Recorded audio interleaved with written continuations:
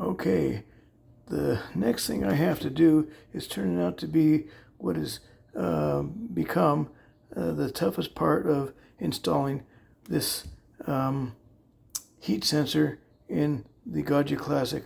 What I have to do is I have to take this heat sensor, attach it into this wire, a little bit of this paste, put it on there, put it also on that little brass washer, and then I have to put all this stuff down in here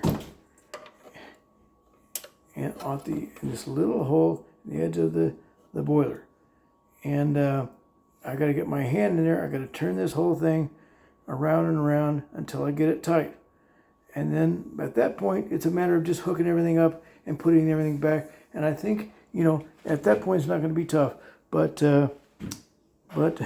I did a test fit on this, and it's really tough to get my hand in there. And this thing right here is really rubbing up against where my arm and hand go in there, in this hole here, to twist in, because that's the boiler. So that's where we got to get the heat information from. So that's what I'm up to next, and I've been working on it for a while, and I'm hoping to install it now.